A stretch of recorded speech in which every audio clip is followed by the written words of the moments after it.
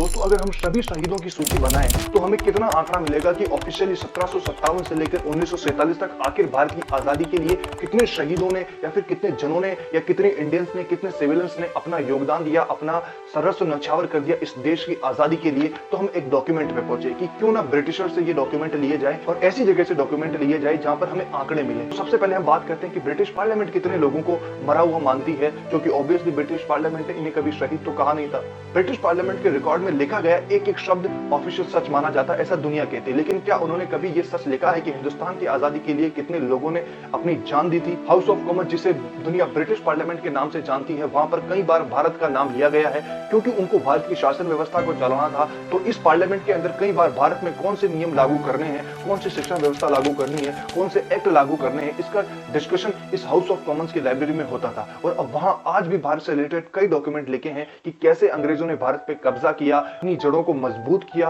और पहले भारत कैसा था, इस पे भी उनकी बहुत सारी डायरी और डॉक्यूमेंट्स हैं। पर एक बात कभी नहीं बोली गई कि इंडिया के शहीदों की असली संख्या कितनी है। ब्रिटिश पार्लियामेंट ने कभी भी भारतीय क्रांतिकारियों के लिए मार्टियर शब्द का इस्तेमाल नहीं किया। अगर आम बोलचाल की भाषा में कहूं तो शहीद माना ही नहीं। शहीद एक अरबी शब्द है, लेकिन आम बोलचाल की भाषा में इसे देश के लिए बलिदान के रूप में देखा जाता है, जबकि अरबी भाषा में शहीद का मतलब बिल्कुल अलग है। No British official record acknowledges the actual count of Indian freedom fighters martyred from the 1757 to 1947। को जानकर हैरानी होगी, जब हम भगत सिंह को शहीद आजम कहकर पुकारते हैं तो ब्रिटिश पार्लियामेंट ने रिकॉर्ड्स में उसे कहा गया है रेवोल्यूशनरी टेररिस्ट, और सुभाष चंद्र बोस को कहा गया है एक फैसिस्ट सिंपैथाइजर था, क्योंकि हिटलर से उनके कनेक्शन थे। चंद्रशेखर आजाद, जिनके हाथ और नजर से कभी भी निशाना नहीं चूकता था, ब्रिटिश सरकार ने चंद्रशेखर आजाद को आर्म्ड एक्सट्रीमिस्ट कहकर पुकारा है। 1857 की पहली आजादी की लड़ाई को भी अंग्रेजों ने सिपाही विद्रोह कहा है और ब्रिटिश का एस्टिमेशन है 1 लाख से ज्यादा लोग इसमें मरे थे। पर हिस्टोरियन शशि थरूर का 2016 में एक जगह कहीं कहना था कि 8 लोग से ज्यादा लोग मरे, जिसमें सिविलियन और इंडियंस दोनों शामिल थे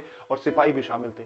8 lakh Indians killed through the direct action and the reprisal massacres. 1919 में जलियांवाला बाग, जनरल डायर के कमांड में 10 मिनट में 1650 गोलियां चली। ब्रिटिश रिकॉर्ड कहते हैं कि 379 लोग यहाँ पे मारे गए थे। लोकल एस्टिमेशन कहता है कि 1000+ बॉडीज मिली थी, पर हाउस ऑफ कॉमन्स ने कभी भी जनरल डायर को मास मर्डर नहीं कहा है। ये है ब्रिटिश डॉक्यूमेंट्स का सच।